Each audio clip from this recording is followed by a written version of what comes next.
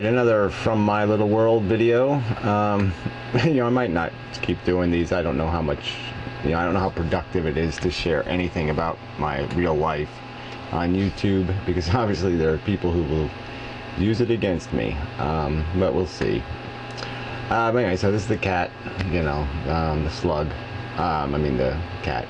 And it's just funny with cats, it's, you're sort of like their vending machine, Some people say, oh, the cat loves you.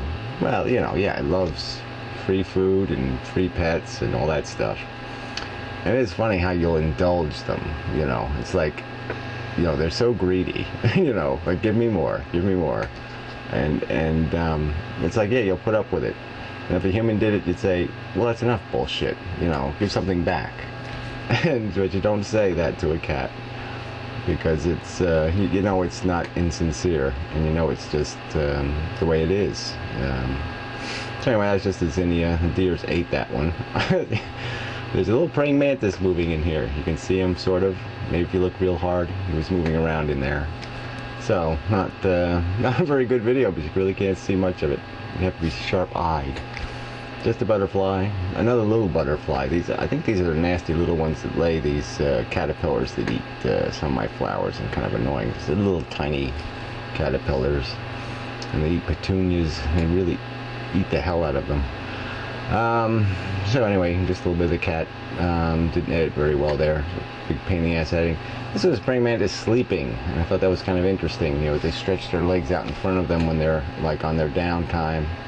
When it's getting kind of dark, they just kind of find a place to chill out. They're starting to grow their wings. It's just barely started. But you can really tell the difference now between the males and the females. The females are much larger than the males, like twice the size. That construction was in the last video where they're digging up the stream, and they put in this whole preposterous rock bed and everything. This cost $70,000. The town ain't paying for this. And it was just so stupid. I wish, I'm going to look through my pictures. I'm going to see how old the picture I have of the stream. That erosion really wasn't taking place. That bank was the same as it was when I was a kid, pretty much. If anything, it moved a foot. And all they really had to do was hire some Boy Scouts to take the rocks that were in the stream and just pile them on the one side, the one bank that was eroding a little bit. And it's just amazing. The town wasted 70 grand just to improve a person's property. And they're being put trees up and all this stuff. And they'll probably end up putting a fence up for him too.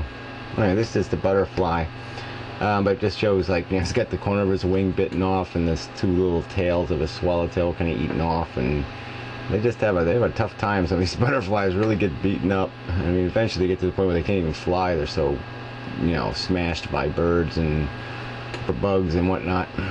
These are some zinnias. The deers ate half of them last night, so it's kind of annoying. Well, it's really annoying, actually. They actually ate my best one. I had this big, giant yellow one. And they ate it. So now I'm going to have to hope I get another couple of flowers before the fall sets in, so I can get seeds for next year. Here's some of my nicer petunias. I had to do this little repair on the well house. That's where we get our water. And, this is another one of those things where, if you called somebody to do this, I just was replacing the controller that detects the pressure of the water and turns the pump, the motor that pumps the water up out of the ground on and off. Here's the old one. It was really, I was really pushing it, just trying to get through the summer with it. But the contacts are really, really terrible. It's amazing the thing worked at all. And basically all this is a relay. So it detects the water pressure, says, okay, the pressure is where it's supposed to be. It turns it on and off and allows the high voltage, not the high voltage, but the high amperage to go through those contacts. So, they can turn it on and off because it's too much voltage for some electronic thing to regulate. But it's funny, they use the same controllers. They've been using them for like 40 years. They're exactly the same as when I first did any work in this well house. It's like nothing's changed. Technology hasn't improved the system any.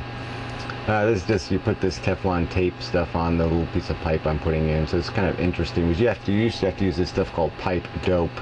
It was really irritating because it was so sticky. It got on everything, and it just made everything gunky and stupid. And when you're taking old stuff apart, it was, it would get hard, and it was just a pain in the neck.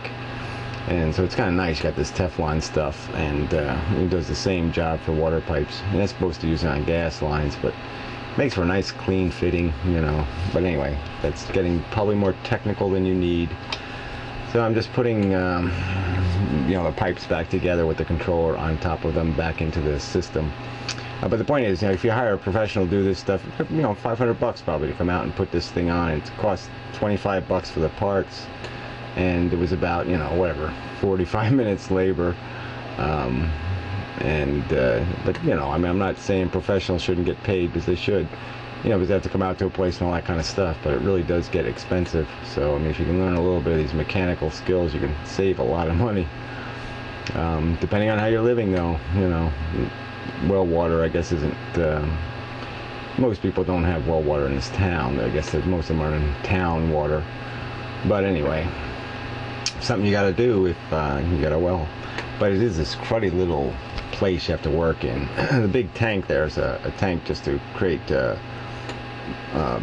not only the water pressure and ballast for that, but it, you know, capacity wise, it holds 30 or 40 gallons at a time, and so that just so the pump isn't running all the time, it only has to turn on to refill the tank and repressurize, but it keeps the pressure consistent. So you know, even when you're running low on water in the tank, the pressure's the same, and that's basically what the controller's helping control. But anyway, it's pretty simple wiring wise. It's just really just power into the thing and turn the motor on and off, and that's it. Not that complicated. You have to kind of replace the pumps themselves every 10 or 15 years. They end up going. That's kind of more work, because you have to pull this, at least it's vinyl pipe now, which is a lot easier. So you have to pull the whole pump out of the bottom of the well, because that's where the motor is. It's actually down the bottom of the well. Alright, so this was the test after putting it all back together. See, a little spark. So it worked, and that was the end of it. It's just a butterfly that's in pristine condition, so I thought I would video it because it was really in good shape. And so here's just some, try to catch it flying. I have to do more of that. The slow motion isn't too bad, so maybe it looks good enough to do it again, or try something else. I can't figure out how to do macro with this little camera. It just doesn't seem to do it very well. You can zoom in on something from a distance, but you can't zoom on close, and so it's a little, without a tripod or something to hold the camera steady, you don't get a really great image. But it's not terrible either. These are these lousy cave crickets, so that well houses usually fill with them. You know, when I first opened the door in the spring, because I had to do some other work in there, there was like hundreds of them in there. And so it's like you have to, it was really great working in there now, just because I've had the door open all summer, so they don't like it because it was too hot and light and all that stuff in there, so there weren't any. So this is inside a shed I have, and it's, they get up on the ceiling and stuff. There wasn't that many. It was only a couple of dozen. But sometimes when you open, you know, in the spring, you open the shed door, and it'll be like 100 of them just littering, just clinging to the door. They got really long antennas, got these ugly looking little spiky things in their butts. They're harmless, they don't make any noise, but they're messy. They shit on everything, and they'll eat almost anything, and they're almost impossible to kill. I mean, you put a bug bomb in or something, it just won't kill them. I mean, you step on one and it'll get up and walk away. I mean, they're cockroach nasty. But anyway, enough of that. This is just a cat sitting in the bushes. That was another butterfly before too. He was really torn up though. But the cats do this, you know, especially right after I plant something, you know, because the ground's all nice and clear, and they'll just sleep right on top of the plant. So it's kind of the liability of cats that aren't even mine. Just a little praying mantis sitting on a leaf there. It's a very dark leaf. So this is a good one. See, that's a little brown praying mantis. So he's you know, they can change color from green to brown. And so he's completely brown, which you can't see, but it's neat. Their eyes stay green even when they turn brown. And so it's kind of funny because they're perfectly brown except for the green eyes, which is kind of stupid. So I think that's the end.